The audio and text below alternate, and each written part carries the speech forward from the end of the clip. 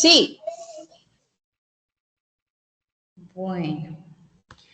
Cordial saludo, nosotros somos estudiantes de Contaduría Pública.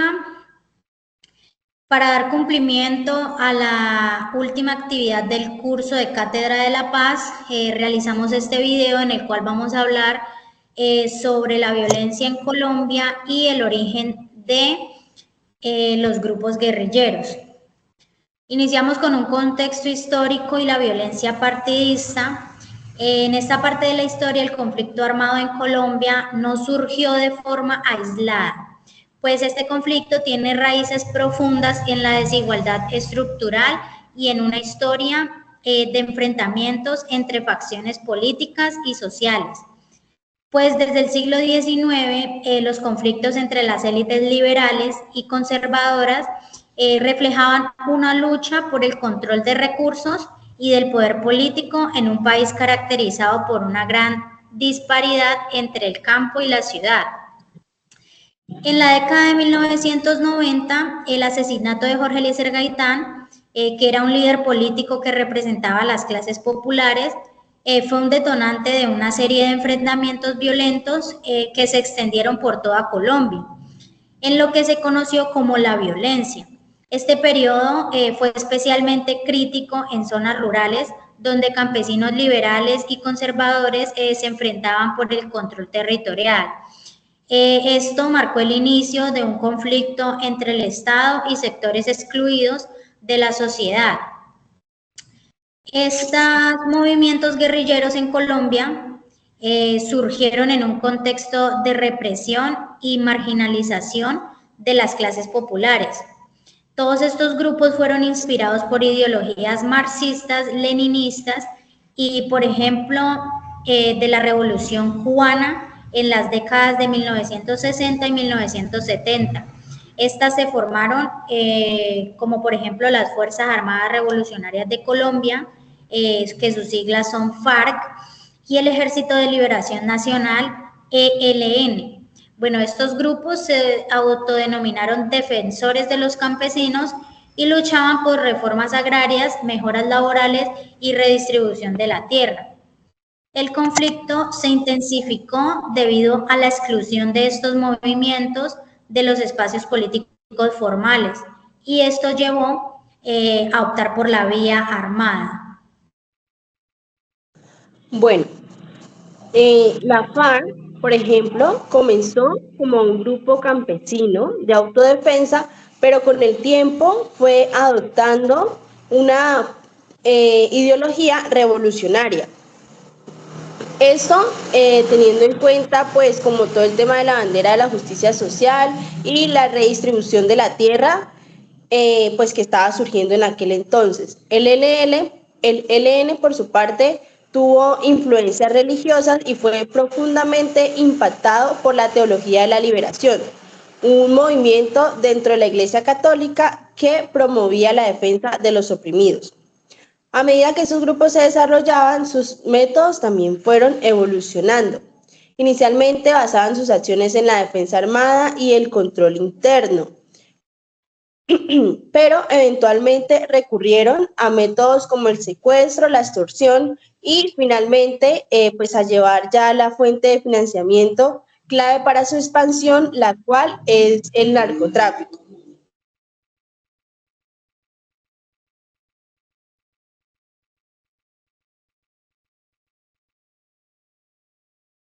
De los grupos paramilitares y el paramilitarismo, a medida que las guerrillas pues se iban fortaleciendo, los terratenientes y empresarios de ciertos sectores que tenían gran poder en el país comenzaron a formar grupos paramilitares para defender sus intereses.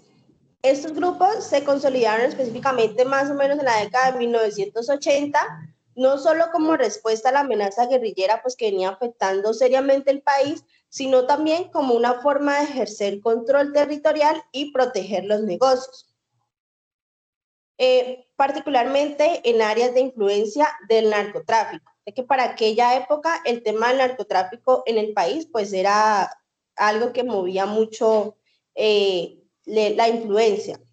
Por su parte, Las Autodefensas Unidas de Colombia, lideradas por figuras como Carlos Castaño, Salvatore Mancuso, se convirtieron en el principal grupo paramilitar en aquel entonces, financiándose a través de actividades ilegales, incluyendo el tráfico de drogas y la minería ilegal.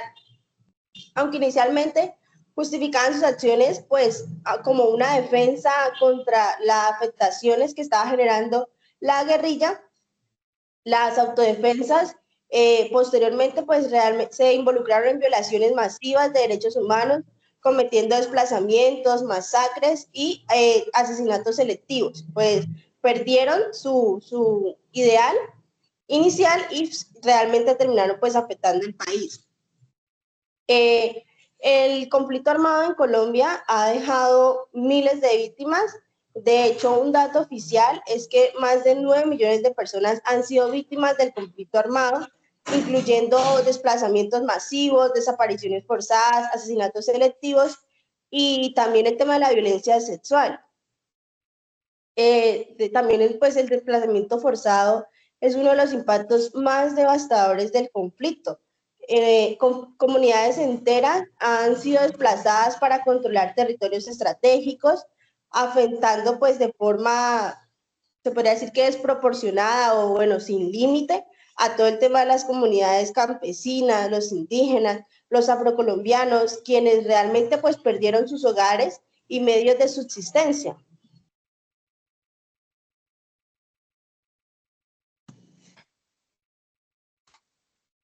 Bien, dentro de los hechos emblemáticos del conflicto, pues cabe destacar la toma del Palacio de Justicia en el 85, que fue perpetrada pues por el M-19, un grupo guerrillero que pretendía pues, realizar su juicio simbólico al Estado. Y la respuesta militar pues, resultó en la muerte de decenas de personas y dejó cicatrices profundas en la memoria de Colombia. El impacto, qué pena interrumpo, pero encienda la cámara.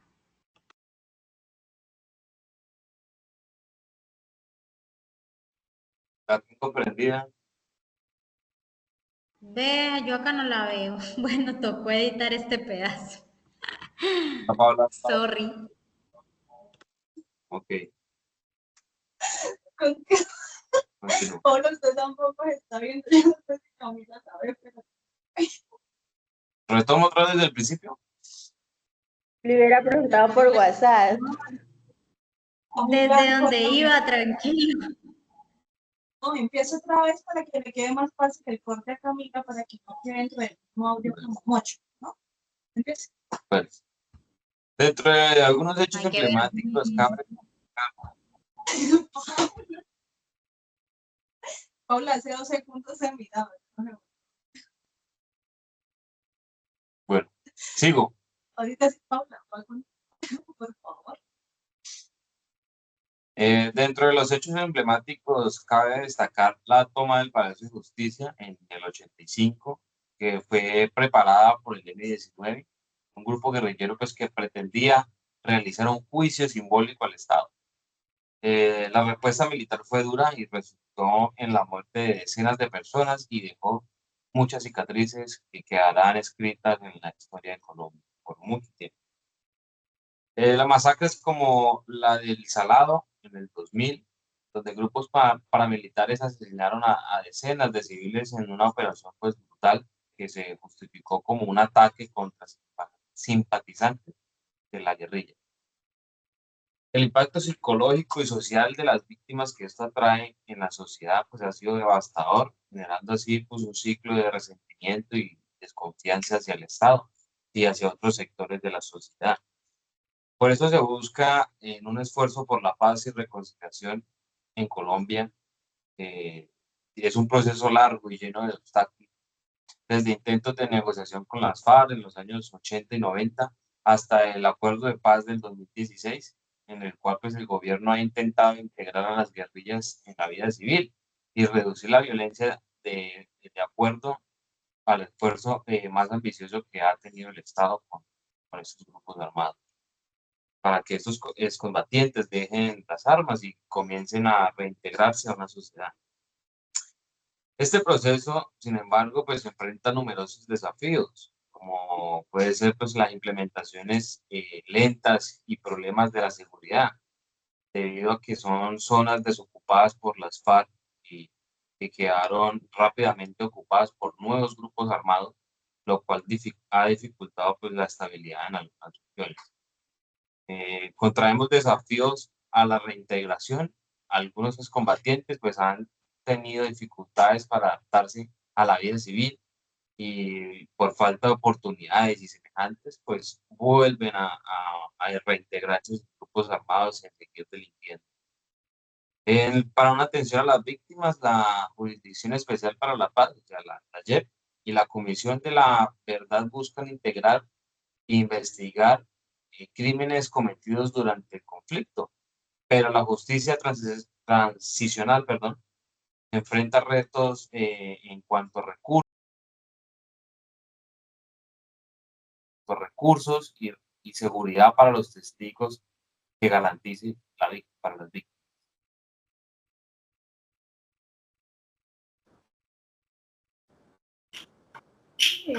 Continuando.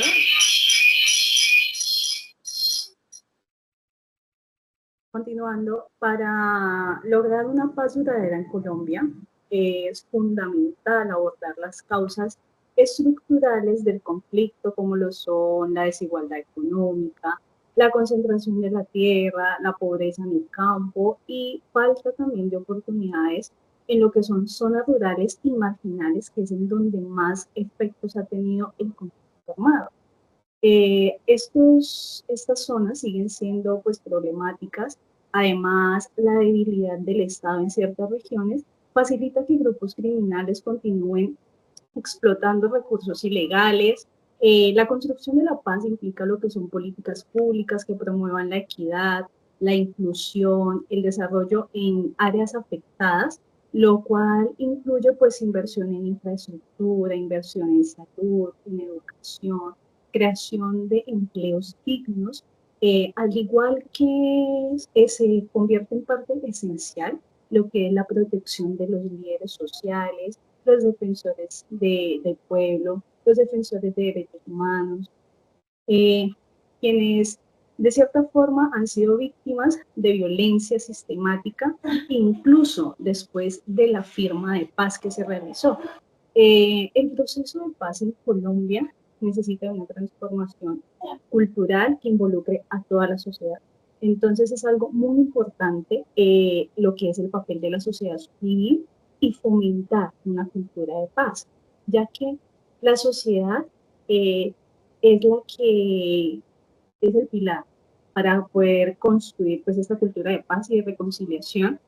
Organizaciones de la sociedad civil, movimientos estudiantiles y sectores como la academia, las iglesias, desempeñan un rol esencial en la creación de espacios de diálogo, en la educación para la paz y en la promoción de la memoria histórica. Esos esfuerzos buscan que las nuevas generaciones crezcan pues con una visión de respeto, tolerancia, evitando que el ciclo de violencia se perpetúe, como ya venía ocurriendo. Dando conclusión al desarrollo de esta temática, determinamos que la paz en Colombia es un proyecto de largo plazo, que no solamente implica la desmovilización de los grupos armados, los FARC, ELN, sino que también implica la construcción de una sociedad más justa, equitativa. La paz solo va a ser posible si se abordan las desigualdades históricas y se fortalecen pues las instituciones para garantizar justicia, desarrollo, oportunidades. El compromiso del Estado, es decir, de los actores políticos y de la ciudadanía, es algo indispensable para superar las divisiones y construir un futuro en el que el respeto a los derechos humanos y la inclusión social sean el pilar de la convivencia. Muchas gracias. No sé si había que decir muchas gracias, pero